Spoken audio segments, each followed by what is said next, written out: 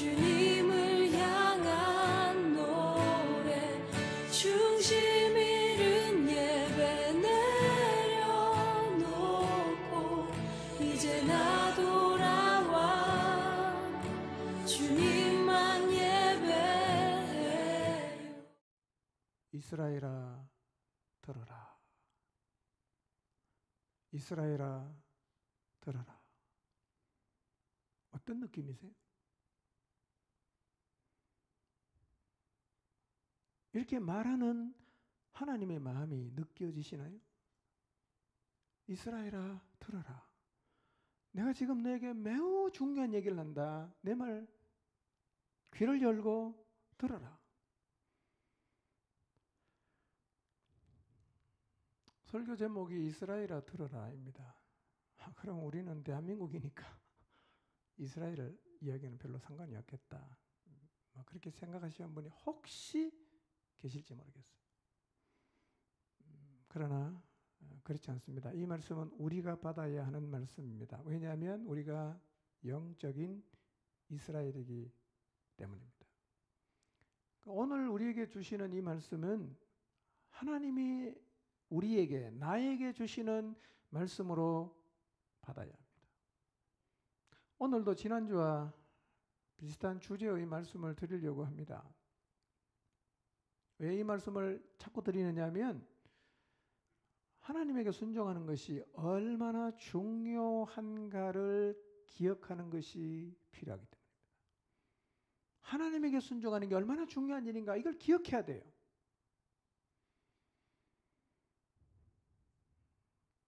오늘 설교 제목처럼 하나님께서 안타까운 마음으로 모세를 통해서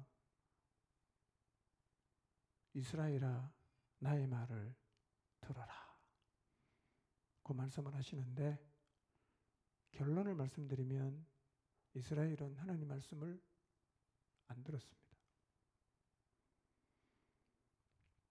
그래서 훨씬 후에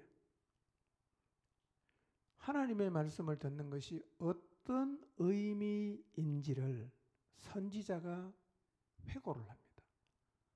하나님의 말씀을 듣는 게 어떤 의미를 가지고 있는가? 에스겔 20장 13절을 보겠습니다. 읽겠습니다. 시작.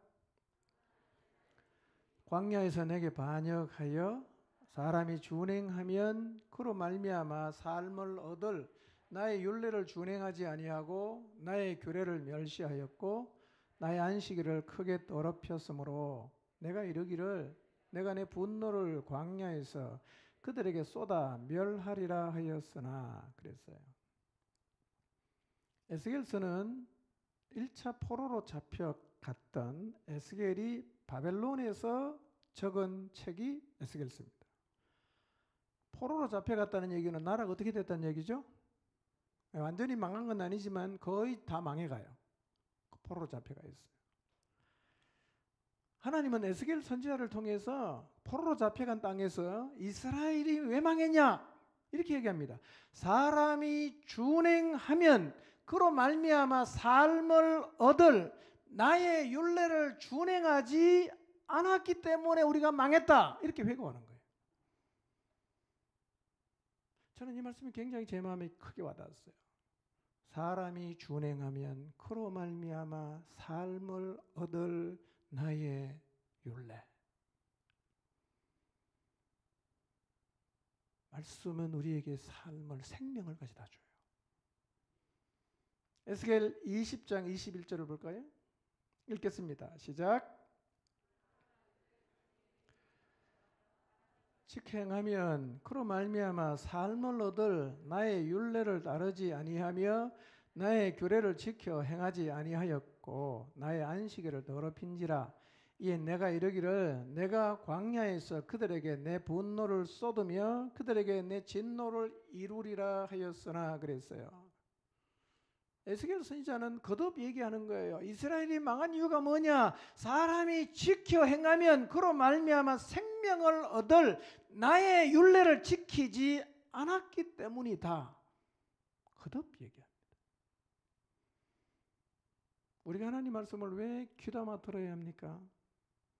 이 말씀이 우리에게 생명을 가져다 주기 때문입니다.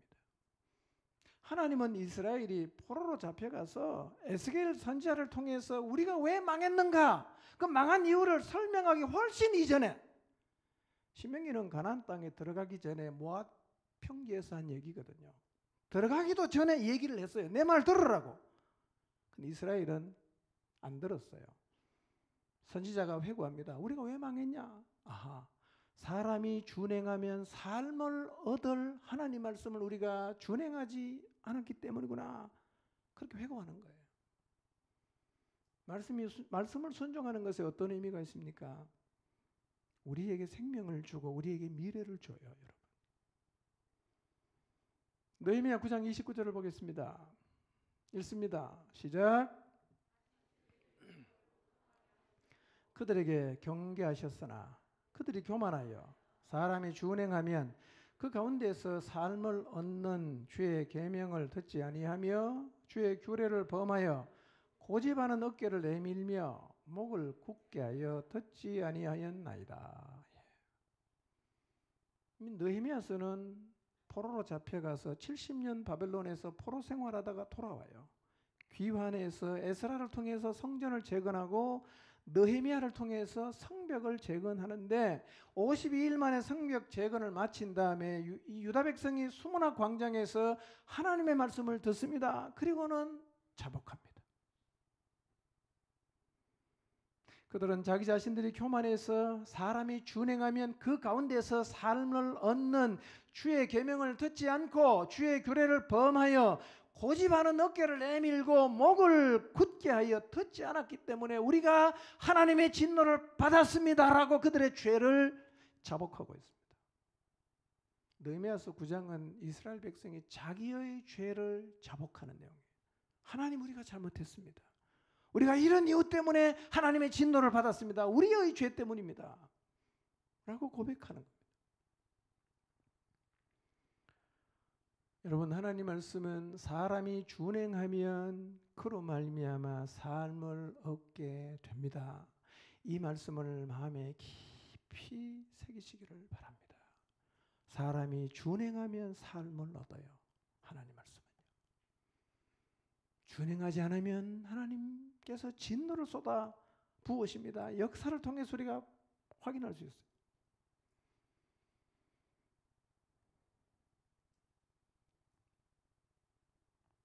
그러니 처음과 나중을 다 보시는 하나님께서 이스라엘 백성의 후의 모습을 다 보시고 계시니까 어떤 마음으로 이렇게 말씀하시겠어요? 이스라엘아, 들어라. 내 말 좀 들어라. 귀 기울여 귀담아 내 말을 좀 들어라.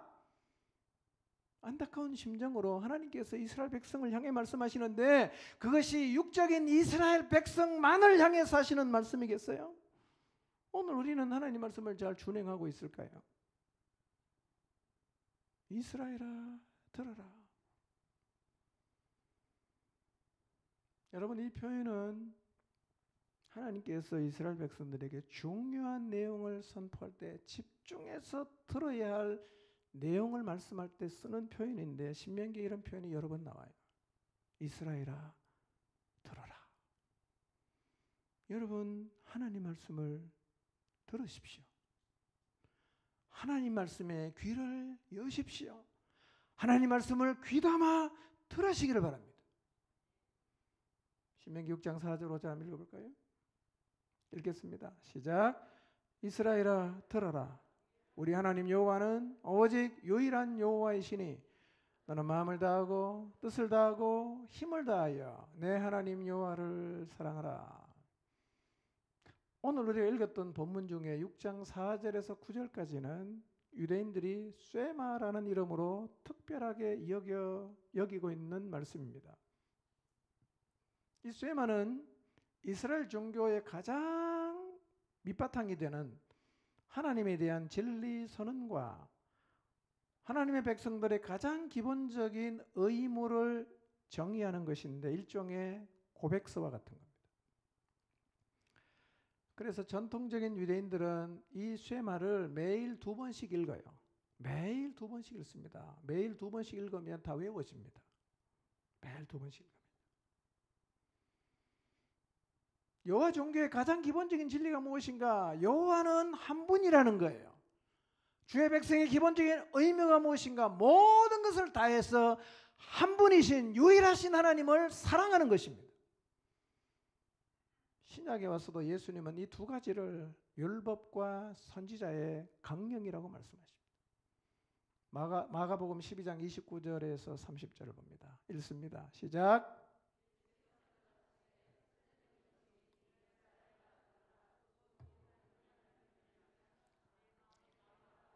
목숨을 다하고 뜻을 다하고 힘을 다하여 사랑하라 하신 것이요. 그러니까 신앙의 바탕인 하나님을 향한 진리 선언과 하나님의 백성의 의무는 구약이나 신약이나 똑같아요. 똑같습니다. 유일하신 하나님을 온 마음을 다해서 뜻을 다해서 힘을 다해서 사랑하는 것, 이것이 주의 백성의 의무입니다. 이걸 하려고 하면 뭐가 선행돼야 되겠어요? 들어야 돼요. 하나님 말씀을 들어야 돼요. 라이트라는 신학자는 이스라엘아 들어라는 이 말씀이 이스라엘은 하나님의 말씀을 들으라고 부르심을 받았다는 사실을 상기시키는 표현이라고 이야기를 합니다. 이스라엘은 하나님의 말씀을 들으라고 세상 만민 중에서 하나님이 뽑아 세운 자들이에요. 이 말씀은 우리의 마음에도 꼭 새길 필요가 있는데요. 왜냐하면 우리도 이스라엘처럼 하나님의 말씀을 들으라고 세상에서 부름을 받은 자들이기 때문입니다. 여러분, 우리 모두는 하나님 말씀을 들으라고 이 세상에서 부름을 받은 자라는 사실을 잊지 마시기를 바랍니다. 이게 무슨 의미인가? 세상의 소리가 너무 커지지 않습니까? 세상의 소리가 너무 커요. 그래서 그리스도인들까지도 세상의 소리에 자꾸 귀를 기울이고 있어요. 그래서 우리는 하나님이 하신 말씀을 기억해야 됩니다. 우리는 하나님의 말씀을 들으라고 부름을 받은 자라는 사실을 잊지 말고 하나님 말씀에 귀를 기울여야 됩니다. 세상의 소리에 귀 기울이지 마시고 하나님 말씀에 귀를 기울이십시오. 오늘 나는 어디에 귀를 기울이고 있는가? 한번 생각해 보십시오. 어느 말에 귀를 기울이고 있어요? 세상의 말에 귀를 기울여서 계속 여러분의 마음을 요동하게 하고 있지는 않습니까? 하나님 말씀 앞에 서서 견고해서 요동함이 없이 어떤 소리가 들리든 그 말씀만 붙잡고 가고 계시나요? 아니면 이 소리 들어서 왼쪽으로 치우쳤다가 또 저 소리 들으면 오른쪽으로 치우쳤다가 늘 이렇게 갈짓자 걸음을 하면서 지금 걸어가고 있지는 않습니까? 그럴 때마다 기억하십시오. 우리는 하나님의 말씀을 들으라고 세상에서 부름을 받은 자들이에요. 믿음의 공동체인 교회는 하나님의 말씀을 듣기 위해서 모인 집단입니다. 교회는 하나님의 말씀을 들어야 합니다. 그런데 사적인 개인적인 체험이 의미가 있다고 주장하면서 신앙을 자꾸 개인화하는 사람이 있어요. 이 사람들은 말합니다. 신앙은 개인적인 것이기 때문에 강요해서는 안 되고 심지어는 하나님의 말씀까지도 그것은 개인의 선택이라고 주장합니다. 아주 틀린 얘기입니다. 여러분, 우리의 신앙에 개인적인 체험이 있지요. 어떤 부분은 선택할 수도 있어요. 그러나 동시에 신앙에는 분명히 강요라고 말할 수 있는 요소가 있습니다. 그게 무엇인가? 하나님이 말씀하시면 내가 원하지 않아도 순종해야 되는 거예요. 아멘입니까? 여러분, 하나님 말씀을 순종할지 말지를 내가 결정하는 겁니까? 내가 선택할 수 있나요? 그렇지 않습니다. 그런 의미에서 신앙에는 뭐가 있는 거예요? 강요가 있는 거예요. 우리는 하나님 말씀하시면 조건 없이 받아들이고 순종해야 합니다. 그가 하나님의 백성이요, 그가 그리스도인입니다. 아멘입니까?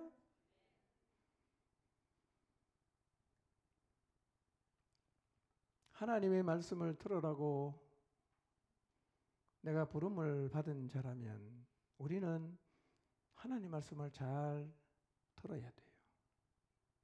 근데 안타까운 사실은 성경에도 하나님 말씀을 들은 얘기보다는 듣지 않았던 얘기가 더 많아요. 하나님 말씀을 듣지 않았던 사람들의 이야기가 더 많단 말이에요. 무슨 얘기일까요?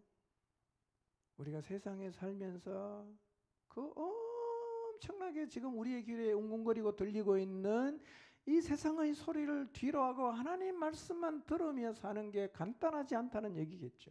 간단하지 않습니다, 여러분.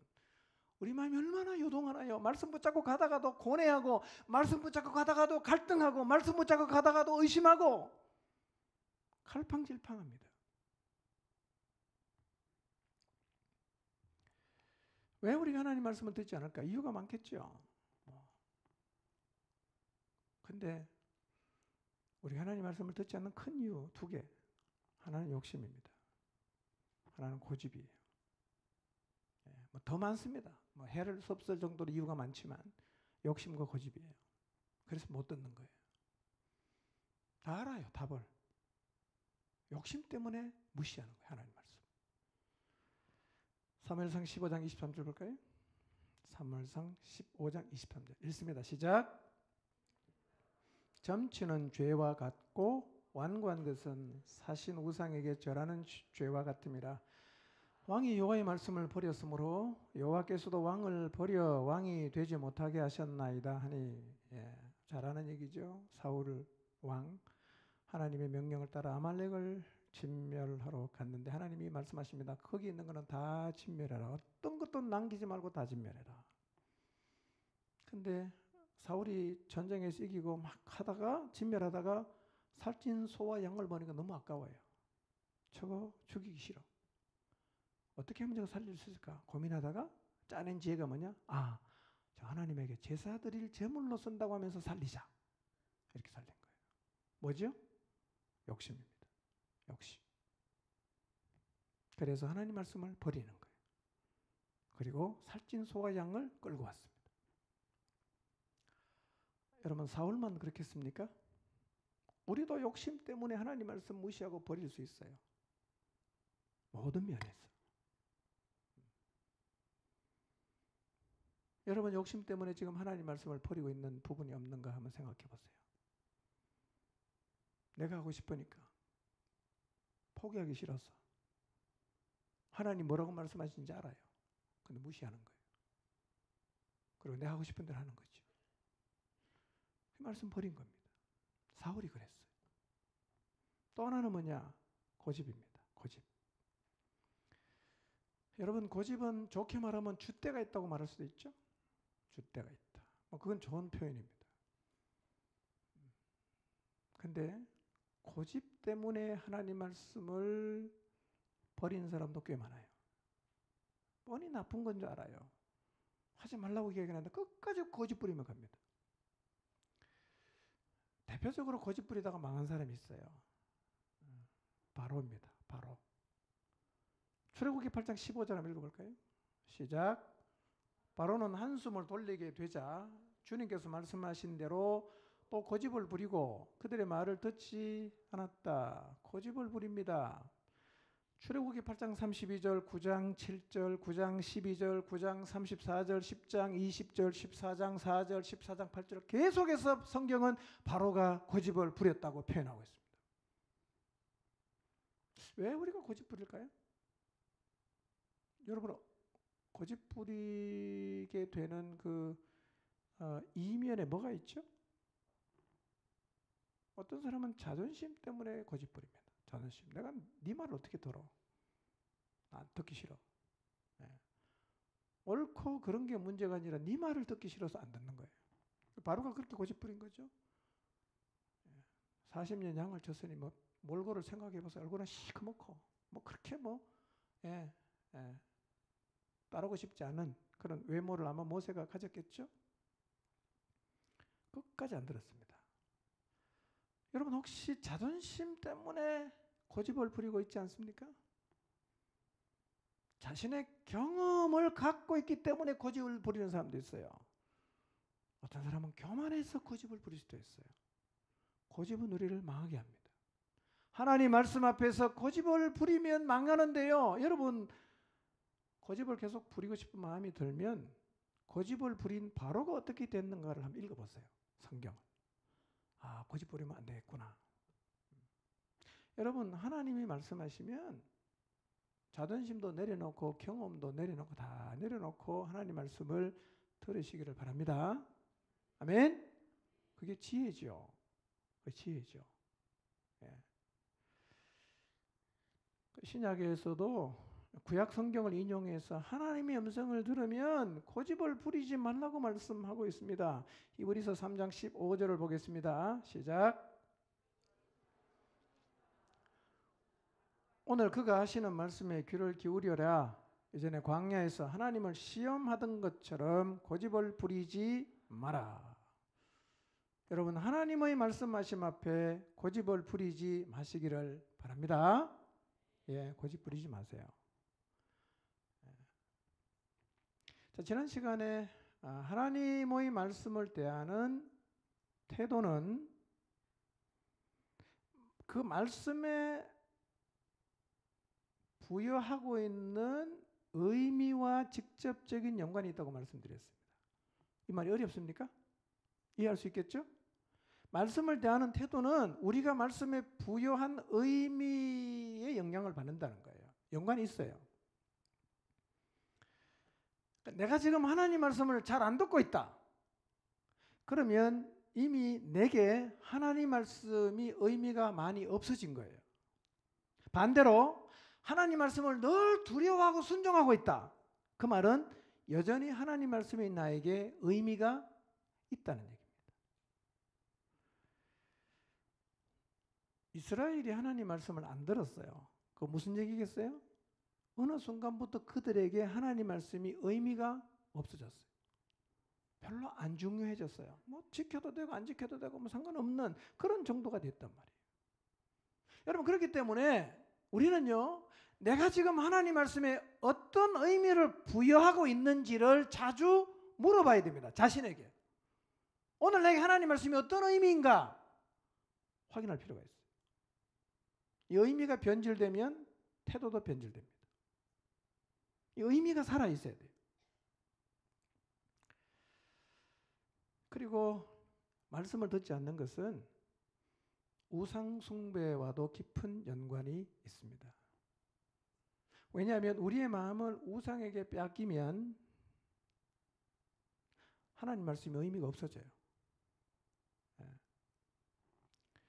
그 마음을 세상에 빼앗긴 사람에게 하나님 말씀을 전해주는 것은 우의독경과 같아요. 우의독경이 뭔지 아시죠?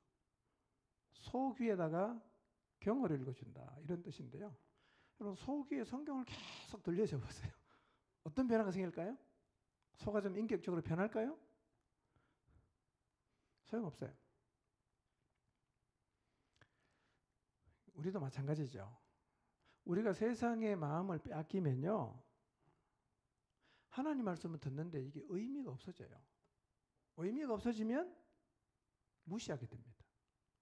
의미 없는 말을 귀담아 듣진 않아요. 의미 없는 말을 만약에 귀담아 듣는다면 그거는 예의상 들어주는 겁니다. 근데 마음에는 하나도 안 담겨요.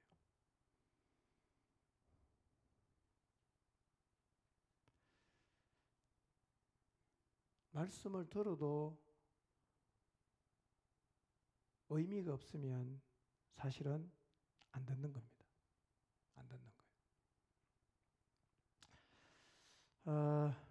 저는 아침에 일어나서 그다음에 저녁에 집에 가면 늘 드라마 성경을 틀어놓고 아내가 있으면 같이 이렇게 듣거든요. 근데 아내와 같이 있다 보면 또 얘기를 하잖아요. 뭐 사역의 기도 이런저런 얘기를 해요.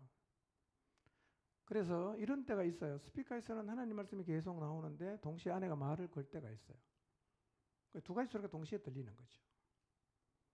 그러면 저는 항상 둘 중에 하나를 선택해야 돼요. 성경을 듣든지 아내 말을 듣든지 하나를 선택해야 돼요. 자, 이런 과정을 여러 번 반복하면서 제가 굉장히 중요한 진리를 하나 깨닫게 되었어요. 그게 뭐냐면 우리 귀에 두 가지의 말씀이 동시에 들리면 그 중에 하나는 우리가 소음으로 처리한다는 거예요. 한 개만 선택해요. 두 개는 다 못 듣거든요. 하나는 소음 처리하는 거예요. 무슨 얘기냐면 제가 성경을 듣는 중에 어떤 말씀이 마음에 깊이 와닿아서 내가 말씀의 귀를 이렇게 쫑긋 세우고 집중해서 들을 때는요, 아내가 무슨 얘기하면 그건 소음이에요. 안 들려요. 그 제가 말합니다. 조금 있다가 다시 얘기하자. 그렇게 얘기합니다. 그러니까 내가 하나님 말씀에 막 몰입해 있을 때는 아내의 이야기가 소음이에요. 반대의 경우도 있어요. 성경을 틀어놓긴 했는데 아내가 굉장히 중요한 얘기를 합니다. 제가 아내의 소리에 귀를 딱 기울이잖아요. 뭐가 소음이 됩니까? 드라마 성경이 소음이 되는 거예요. 그러면 이제 드라마 성경 볼륨을 낮추거나 잠깐 꺼요. 그리고 얘기를 합니다. 여러분, 두 가지의 소리가 동시에 들리면 우리는 의미 있는 소리만 듣고 그렇지 않은 소리는 소음 처리합니다. 뭔 얘기냐? 들어도 웅웅웅웅 거리는 소리는 나는데 의미는 전혀 마음에 안 새겨져요.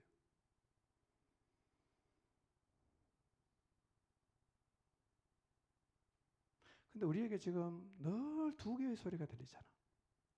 하나는 하나님의 말씀, 하나는 세상의 소리. 두 소리가 계속 들려요. 우리는요, 지금 둘 중에 하나는 계속 소음 처리합니다. 두 개를 다 못 들으니까. 나는 어느 소리를 소음 처리하고 있는가를 돌아보는 것은 굉장히 중요합니다. 세상의 소리에 의미를 둔 사람은 하나님 말씀을 다 소음 처리합니다. 반대로 하나님 말씀에 의미를 둔 사람은 세상의 소리를 소음 처리합니다. 뭐가 남겠어요? 소음 처리 안 한 게 남아요. 그래서 하나님 말씀을 늘 소음 처리하는 사람은 설교도 성경 공부도 다 소음입니다. 그래서 무슨 이야기를 듣든지 내용과 상관없이 재미가 없어요. 관심이 없어요. 예. 귀가 관심이 없으면 눈이 반응을 합니다. 내려와요, 밑으로. 예, 떨어져요. 귀가 재미없으면 눈이 반응을 해요. 예, 지금 몇 분이 그런 반응을 보이겠어요. 재미없다. 그래서 하나님 말씀이 소음처럼 들리는 사람은 예배가 굉장히 지겨워요. 지겨워요. 성경 공부해야 할 이유가 없습니다. 그 소음 들으러 왜 가겠어요? 여러분 일부러 공사장에 그냥 굉음 소리 들으러 혹시 가시는 분 계십니까? 아, 나 오늘 소음을 듣고 싶다. 가시는 분 계시나요? 없죠. 우리는 소음을 안 들어요. 의미 있는 얘기만 듣습니다. 하나님 말씀이 소음 처리되는 사람은요, 세상에 제일 재미없는 게 성경 공부하는 거예요. 설교 시간 너무 재미없어. 이런 사람의 특징이 뭐냐? 예배는 드리러 오거나 그래도 뭐 종교적인 어떤 예배는 드리러 오는데요, 말씀을 듣다가 은혜 받는 일은 절대로 없습니다. 다른 데 은혜를 받아요. 찬양할 때 은혜 받고 희한한 은혜를 받는데 말씀 물으면 노 코멘트입니다. 몰라. 관심 없어요. 여러분 혹시 하나님 말씀을 소음 처리하고 있지 않습니까? 반대로 세상의 소리를 소음 처리하는 사람에게는 세상의 뉴스나 가치 이야기는 아무리 많이 들어도 그냥 지나가요. 관심이 없으니까. 우리는 둘 중에 하나는 소음 처리합니다. 나는 말씀을 소음 처리하는가? 아니면 세상의 소리를 소음 처리하는가? 생각해 보십시오. 출애굽기 9장 20절 21절입니다. 읽어보겠습니다. 시작. 그 종들과 가축을 집으로 피하여 들였으나 여호와의 말씀을 마음에 두지 아니하는 사람은 그의 종들과 가축을 들에 그대로 두었더라. 이제 우박 재앙에 대한 얘기입니다. 큰 우박이 내릴 거라고 모세가 얘기했어요. 근데 이 모세의 말을 듣고 하나님을 두려워하는 사람, 다시 말하면 그 말에 의미를 둔 사람 어떻게 합니까? 소음 처리하지 않고 받아들여요. 그래서 우박이 오기 전에 종들과 가축을 다 피하게 만들었어요. 근데 20절에 보니까 여호와의 말씀을 마음에 두지 않는 사람, 무슨 얘기냐? 말씀의 의미를 전혀 두지 않는 사람은, 소음 처리해버린 사람은 종들과 가축을 그냥 덜에 뒀어요. 경고했는데 그냥 뒀어요. 어떻게 됐겠어요? 다 죽었죠.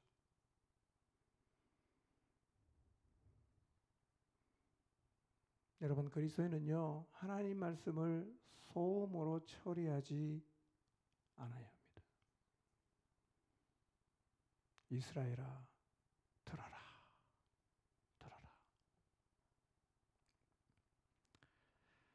자, 하나님이 무슨 얘기를 하시고 싶어 하실까? 오늘 본문에 두세 가지를 말씀하는데 4절을 다시 한번 보겠습니다. 시작.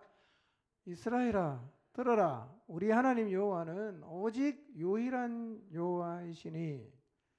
여러분, 모세가 이스라엘 백성에게 듣고 마음에 담아두라고 하는 첫 번째가 뭐냐? 우리가 섬기는 하나님 여호와가 오직 유일한 여호와이시고 유일한 신이라는 사실을 얘기합니다. 하나님이 유일한 신이에요. 세상에 다른 신은 없습니다. 이방 나라에 많은 신들이 있겠지만 어떤 것도 신으로 용납해서는 안 된다는 얘기입니다.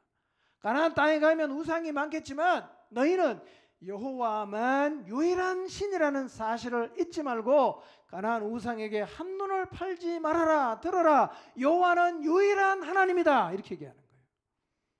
여러분도 이 말씀을 기억하십시오. 하나님만 유일한 여호와이십니다. 다른 신을 찾으시면 안 돼요. 다른 걸 의지하면 안 돼요. 다른 것에 여러분의 인생을 걸면 안 되고 다른 것에 여러분의 인생에 희망을 두면 안 된다는 얘기입니다.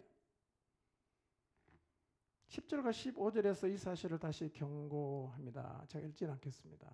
눈으로 보시기 바랍니다. 이스라엘은 머지않아서 하나님이 말씀하신 대로 요단을 건너 약속의 땅에 정착하게 될 것입니다. 이스라엘이 훌륭해서가 아니라 하나님이 언약을 지키는 분이기 때문에 그렇게 될 거예요. 언약을 지키니까. 그리고 이스라엘은 그 땅에서 많은 것을 누리게 될 것입니다. 여러분, 가나안 정복했을 때 다 파괴한 게 아니에요. 몇몇 성만 파괴를 하고 나머지는 그냥 다 접수를 했습니다. 그래서 이스라엘 백성은 자기들이 짓지 않았던 성에 살아요. 자기들이 심지 않았던 과목에서 열매를 따먹어요. 다 넘겨받은 거죠. 여러분 생각해 보세요. 애굽에서 종살이 하다가 탈출해갖고 광야에 40년 살다가 떠돌이 정처 없이 그렇게 살다가 400년 이상을 살다가 가나안 땅에 들어와서 이게 이제 우리 땅이야, 우리 집이야, 우리 나라야. 얼마나 감격스럽겠어요. 그런데 그렇게 내가 너희에게 준 그 가나안 땅에서 풍요를 누리게 될 때 나를 잊어먹지 마라. 이걸 경고하는 거예요. 들어라. 나를 잊지 말아라. 풍요로워질 때 나를 잊지 말라. 여러분, 신명기에는 이 말씀을 반복해서 경고합니다. 하나님으로부터 온 물질적인 풍요가 하나님에게서 멀어지게 하는 저주가 될 수가 있어요. 풍요로 인한 망각, 한국교회가 이미 이 전철을 밟고 있고 한국교회에 속해 있는 우리도 이미 풍요로 인해서 하나님을 망각하고 있을 수 있습니다. 하나님을 망각했다는 말은 교회를 안 나온다는 얘기는 아니에요. 하나님을 향한 간절함이 없어요. 이제는 하나님이 안 계셔도 별로 불편하지 않아요. 그러니 주님을 섬기고 주님을 따르되 치열한 마음이 없습니다. 너무 여유가 많이 생겼어요. 그래서 여유를 가지고 하나님을 섬기는 사람들이 오늘날 교회 안에 점점 많아지는데 여기서 말씀드리는 여유를 가진다는 말은 나쁜 의미의 여유예요. 나쁜 의미입니다.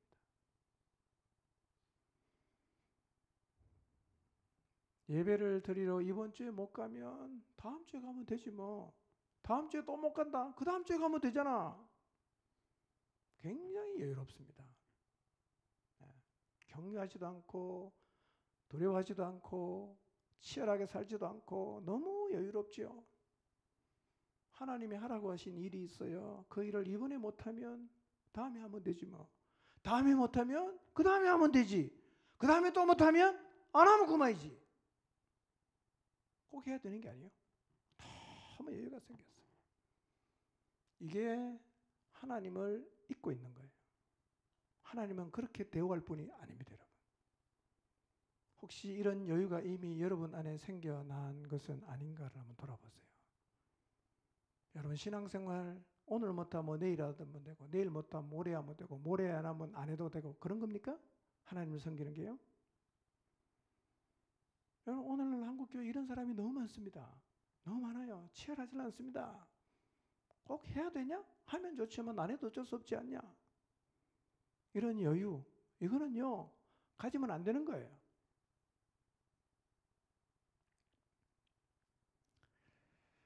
또 하나 경고입니다. 이것은 하나님을 망각한 상태에서 한 걸음 더 나간 거예요. 여러분 가나안에 신들이 많은데 대표적인 신은 바알과 아세라. 바알과 아세라가 추구하는 게 뭐냐? 풍요와 다산이에요. 풍요와 다산. 아루의 신들도 다 똑같습니다. 풍요와 다산이에요. 근데 만약에 이스라엘 백성이 자기 자신이 지금 누리고 있는 이 모든 것들이 하나님의 은혜로 비롯된 것이라는 사실을 잊게 되면 뭐라고 말할 것 같아요? 바알과 아세라가 이런 풍요를 우리에게 가져다 주었다라고 말할 가능성이 높아지는 거예요. 여러분 하나님으로부터 받은 복을 잃어버리는 것도 심각한데 그 복이 우상에게서 왔다고 하면 이게 하나님 보실 때 얼마나 기가 막힌 일이겠어요. 그래서 질투하시는 하나님이 원수에게 쏟으실 분노를 자기 백성인 이스라엘에게, 하나님 말씀을 버린 자기 백성에게 쏟은 것입니다.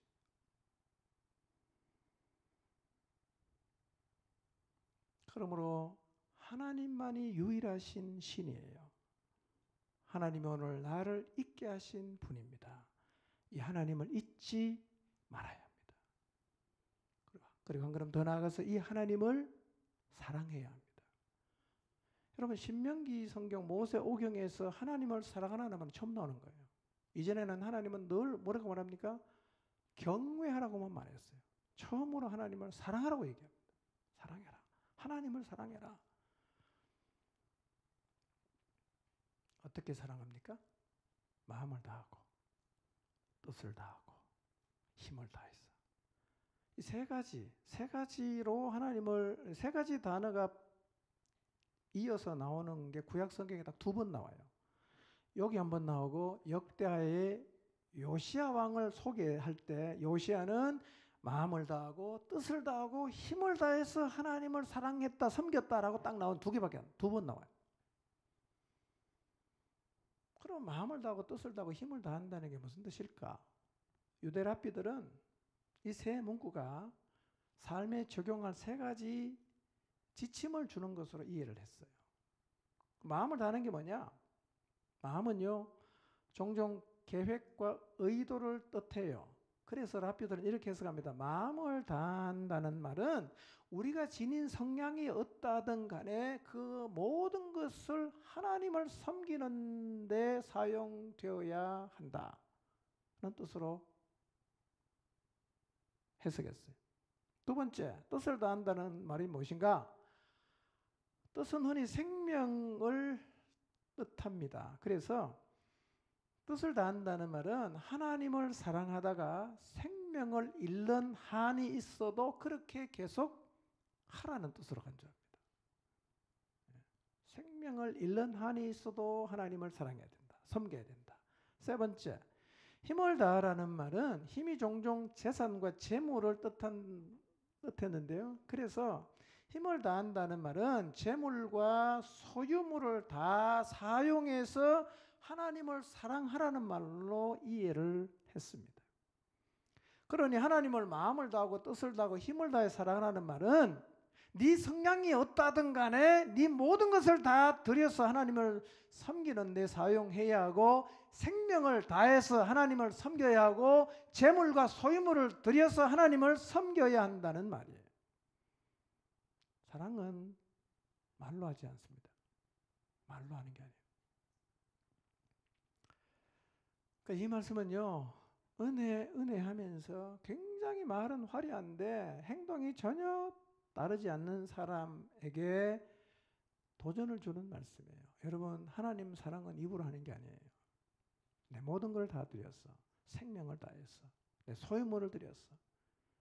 그렇게 섬기는 거예요. 이게 마음을 다하고 뜻을 다하고 힘을 다해서 하나님을 사랑한다는 말이에요. 하나님이 유일신이에요. 기억하십시오. 유일하신 하나님입니다. 두 번째로 뭘 기억해야 됩니까?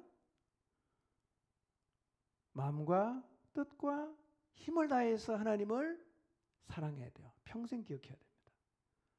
유대인들은 이걸 하루에 2번씩 읽었다 그랬죠? 기억하십시오. 자, 그 다음에 우리가 계속 들어야 할 말씀이 있어요. 이것도 평생 기억하셔야 돼요. 6장 6절에서 9절을 보겠습니다. 시작.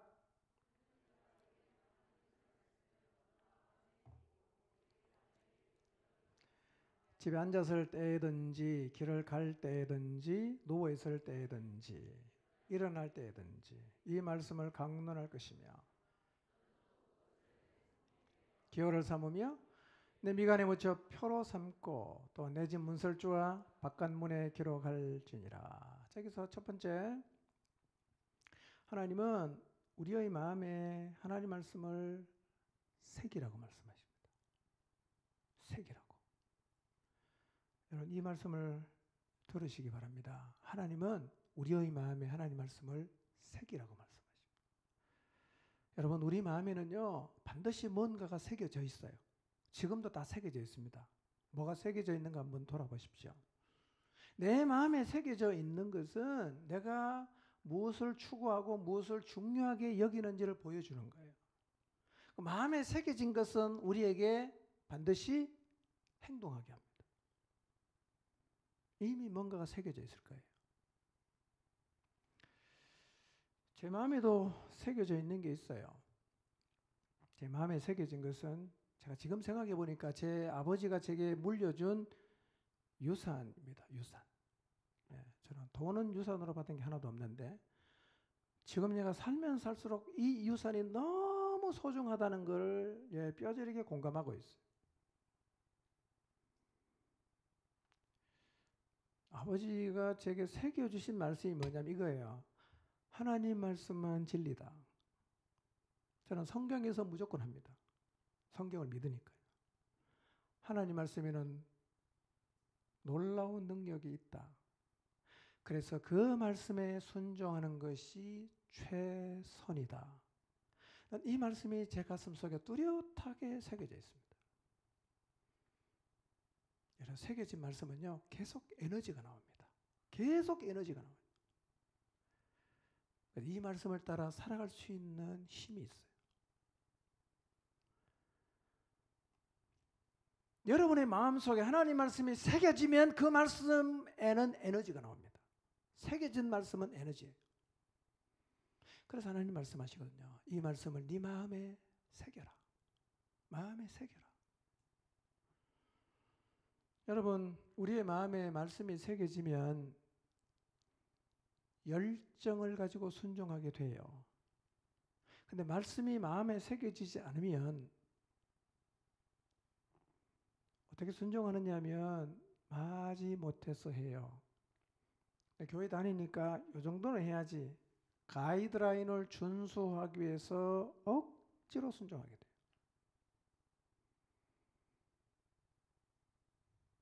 그래서 하나님의 말씀을 마음에 새기는 게 매우 중요합니다. 잘못 새겨진 거 있으면 지우시기 바랍니다. 신앙생활은 열심히 하면 손해야, 적당히 해. 이런 걸 새겨놓은 사람도 제가 봤어요. 이게 그 사람의 철학이에요. 열심히 하는 게 손해래요. 자기는 적당하게 해야 된다고 생각합니다. 그리고 이거를 전파를 합니다. 여러분, 우리 가슴에 새겨진 것은 반드시 나발을 불게 돼 있어요. 나발을 불게 돼 있습니다. 마음에요, 하나님을 새기시고 하나님의 말씀을 새기시기를 바랍니다. 그러면 살 수 있어요. 에너지가 나옵니다. 두 번째로 하나님이 하신 말씀. 자녀들에게 이 말씀을 열심히 부지런히 가르쳐라. 이렇게 말씀하십니다. 여러분, 이 말씀을 귀를 열고 들으시기 바랍니다. 하나님은 언제나 우리보다 멀리 보시는 분이에요. 멀리 보시는 분이에요. 우리는 시력이 나쁜 양과 같아서요, 눈앞에 것밖에 못 봐요. 10년 뒤에, 20년 뒤에 일, 다음 세대 일 잘 못 보죠? 근데 하나님은 처음과 나중이잖아요. 알파와 오메가예요. 동시에 다 봅니다. 지금 말씀하시지만 하나님은 우리의 먼 미래를 보시면서 다음 세대를 보시면서 하나님은 말씀하세요. 그래서 이 말씀에 순종하면 미래가 있죠. 이 말씀을 무시하면 미래가 없어지는 거예요. 물론 현재도 없어집니다. 지금 모세를 통해서 모압 평지에 앉아있는 사람에게 지금 신명기 6장을 모세가 얘기하고 있잖아요.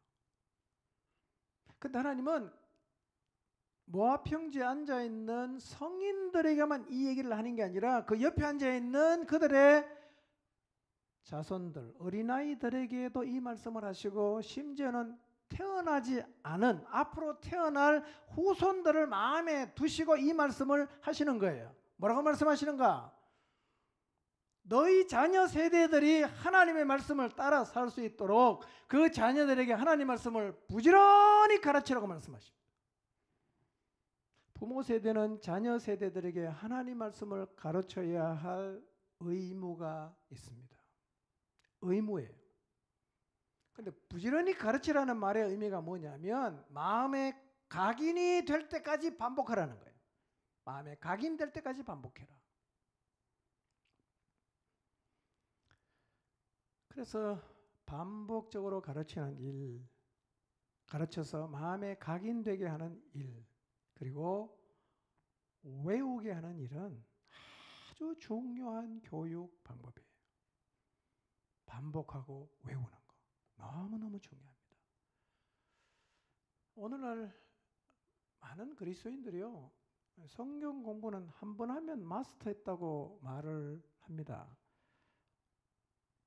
잘못된 생각입니다. 그리고 틀린 생각이에요. 여러분, 성경 공부를 한 과목, A라는 과목을 공부해서 한 번 들었으면 다 배운 겁니까? 반복해야 됩니다. 반복해야 돼요. 5번 정도는 들어야 됩니다. 제가 10번 가르쳐 보니까요, 10번 가르쳐도 여전히 새롭게 다가오는 게 있어요. 만약에 한 번만 들어서 다 배울 수 있다면 성경도 한 번만 읽으면 되잖아. 근데 우리는 성경을 수십 번 읽고 가능하면 수백 번이라도 읽으려 합니다. 이유가 뭐냐? 자꾸 읽어서 반복해서 각인을 시켜야 되니까. 각인을 시켜야 되니까. 우리 유치부와 유년부에서 아이들에게 성경을 암송시키고 있는데요, 정말 잘하는 일이고 중요한 일입니다. 더 많이 시켰으면 좋겠어요. 더 많이 아이들에게 성경을 암송하게 해야 됩니다. 그래서 하나님 말씀하시죠. 자녀들에게 어떻게, 언제 가르치냐? 집에 앉았을 때, 길을 갈 때, 누웠을 때, 일어나 있을 때 언제든지 가르치라고 말하는데요. 이 표현을 잘 보시면 두 쌍의 반대되는 동사를 사용하고 있습니다. 앉다, 가다, 눕다, 일어나다. 이렇게 반대되는 단어들이 쌍으로 사용이 될 때는 이 두 행동 사이의 모든 것을 포함하는 총체성을 상징해요. 그러니까 이 말씀은 유행가 가사에 빗대면 앉아나서나 하나님 말씀만 생각하게 하고 하나님 말씀에 취하게 하라는 얘기입니다. 요즘 아이들 다 유튜브에 다 취해 있잖아요. 이상한 데 다 취해 있잖아요. 말씀에 취하게 해야 됩니다.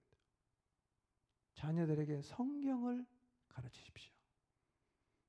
아이들에게 성경을 필사하게 하는 것도 좋은 방법입니다.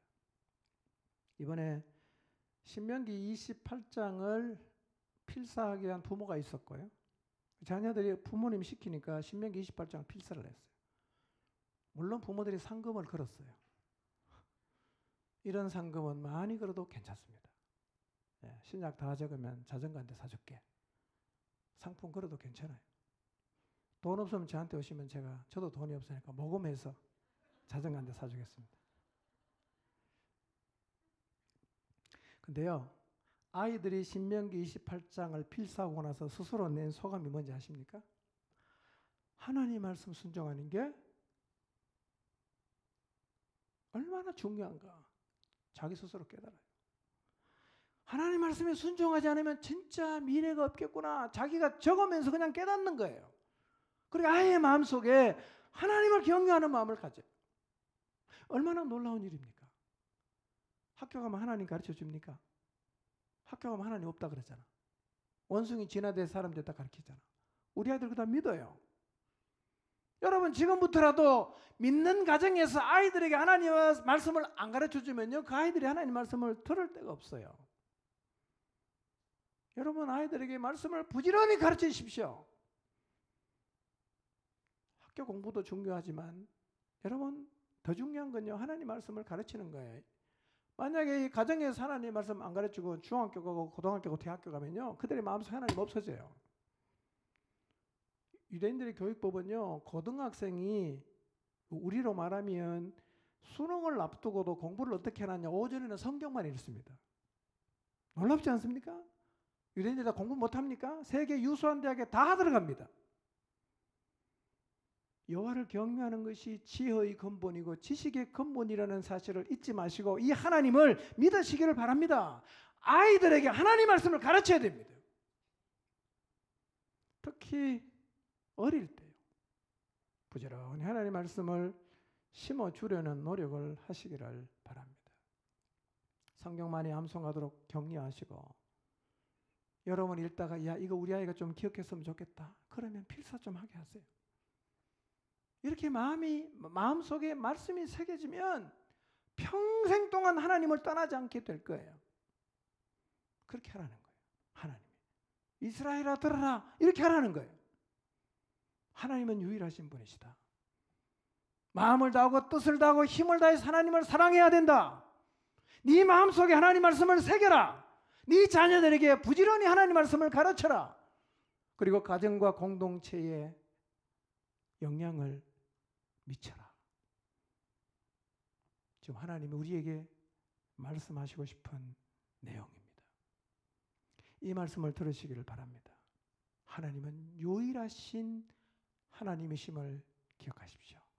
다른 신은 없습니다. 마음을 다하고 뜻을 다하고 힘을 다해서 하나님을 사랑하십시오. 그리고 먼저 여러분의 마음속에 하나님 말씀을 계속해서 새기십시오. 각인되게 하십시오. 각인된 말씀에는 계속해서 열정과 에너지가 나옵니다. 그리고 하나님께서 여러분에게 맡겨주신 자녀 뭐 다 잘 됐으면 좋겠어요. 근데 정말 중요한 게 뭐겠어요? 정말 아이의 미래가 영원까지 보장할 수 있는 게 뭐겠습니까? 하나님 말씀을 부지런히 가르치는 거예요. 부지런히 가르치세요. 여러분 아이의 마음속에 하나님의 말씀이 명확하게 새겨지도록 앉을 때나 설 때나 모든 상황에서 하나님 말씀을 가르치십시오. 그리고 평생 하나님의 이 말씀을 가슴에 새기고 기억하며 청종하며 살아가시기를 주님의 이름으로 축원합니다.